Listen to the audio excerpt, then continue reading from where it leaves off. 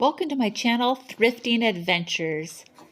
I wore my Bob Mackie jacket to the Portland Doll Show, and boy did I get a lot of compliments. So I recently shopped at the Queens of the Doll Aisle Portland and Doll and Bear Show in Portland, Oregon, and it was huge. This time it filled 2 rooms of people selling dolls. The great thing about these larger dolls is that you can also buy vintage infant clothes, which you can find at a lot of garage sales and estate sales. They also had a lot of ephemera. This was super cute, charming caddy in excellent condition. And not just dolls, but they had bears. They had little dolls that people had made or crafts. I think those were handmade. I don't think they had a tag on them. There was this felt art here by Deanna Ellis that looks like a little troll. She also made pumpkins. I think that is with the, I think it's with the felt or the yarn. I'm not sure how they do that, but she had a lot of fun, crafty I know. I got this at thrift store. And stuff, and she was from Eugene, Oregon. There's also a lot of bins with discounted dolls and stuff, including more expensive vintage Barbies. There was actually quite a few booths that had vintage Barbies. I think more than they had previous years, but don't quote me on that.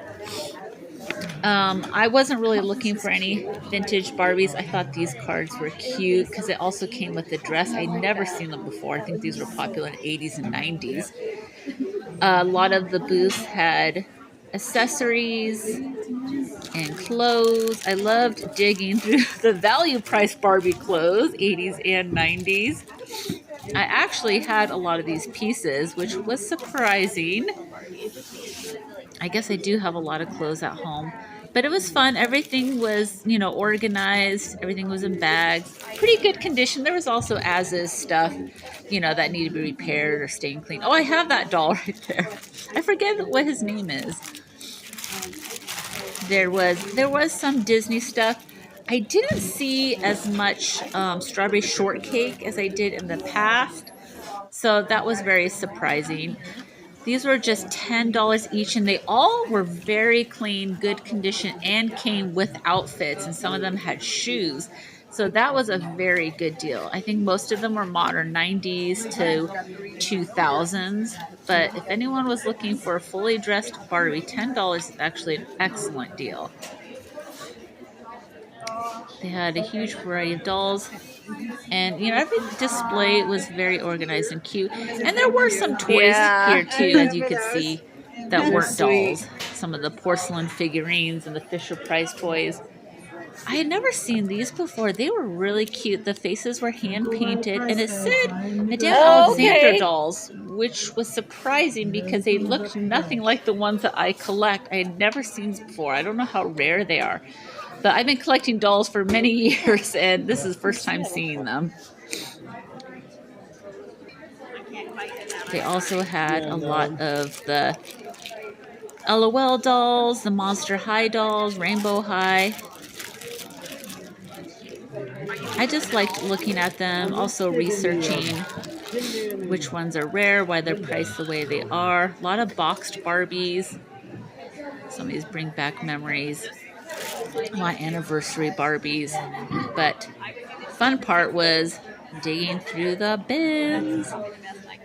Like this one, I think it was a buy one get one free, and it wasn't just like Barbie clothes, it was also doll tea sets, little toys. There was bags filled with random Disney figurines, and a lot of people at these spaces were like wheeling and dealing. They're saying make me an offer. This had a ton of Halloween decor, and not just, you know, dolls. Well, here's all the doll wigs. That was really cool. But also decor for your home, which was something new. There were some Cupid dolls. Here is some more Halloween figurines. I don't know if she made those or those are store-bought, but they were really unique. A lot of Victorian dolls. This caught my eye. I used to collect trolls. I don't really anymore.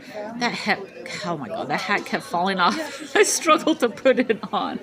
This is something I would have collected probably 5-6 years ago. Oh my gosh. That darn hat, you'd have to glue it on if you bought that little troll. But yeah, I used to collect them. I don't anymore. But that was a cute little guy there. Not many trolls. That was one of the few. Oh, there was a troll right there. A lot of miniature dolls, vintage. There's one troll there. They had a lot of the McDonald's Madame Alexander dolls, and of course the 18-inch taller dolls. This was very well organized with the cardstock backing and all the prices and what the outfit's name was and the year. That was really cool. And some of them were complete sets. They were all different prices. Some of them were mommy made. I think a lot of them were mommy made. But they were organized well. I don't think I got any of these. I don't think I bought any of those.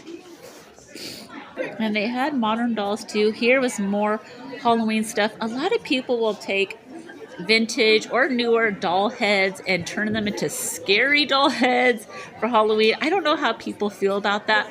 I think it's really cool and creative. Some people don't like it, think they're ruining the dolls, or dolls shouldn't be made to look spooky. But you know what? I don't mind it. Depends on what you like. But people can get really creative with them. That was Elf on Shelf, only $20. The prices were pretty good. I liked this space a lot because they had a variety. Yeah. There's a Sunshine family. And here's the little Kittle dolls. My friend Pat collects little Kittle dolls. I was almost going to get her one, but I think that she has these ones, and some of them were priced pretty high because they were so rare. So I did pass on them. There was a little Polly Pocket down there. Here is some more vintage Barbies and Skippers and all of that. They were all priced differently. Most of the Skippers were priced lower. I don't think they're as collectible as the vintage Barbies. I almost bought these. I didn't realize 2 bags of them were $40, and someone else snatched them up. So I was like, darn it, I was waiting for her to put them down, but she didn't. So that was actually a good deal I missed out on, unfortunately. But they didn't have the tags on correctly, because I thought it was... There's some Blythe dolls here. And there's me showing off my cute jacket.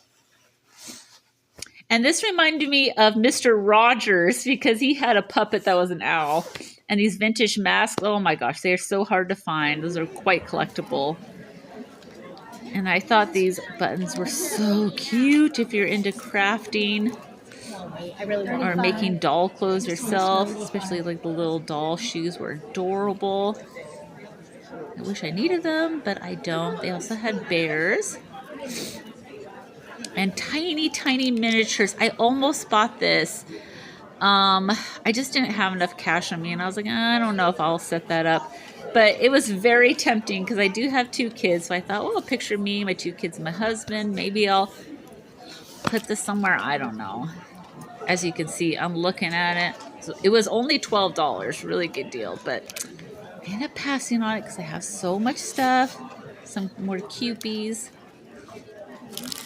Here is some more beautiful little buttons if you're into crafting. I used to collect purses, another collection I used to do, but not anymore. I loved that dog. He has such a grumpy looking little face. Oh, there he is again. Gonna stop looking at him. And these chairs were cute, but they looked kind of tired. I don't know, their expressions were kind of weird.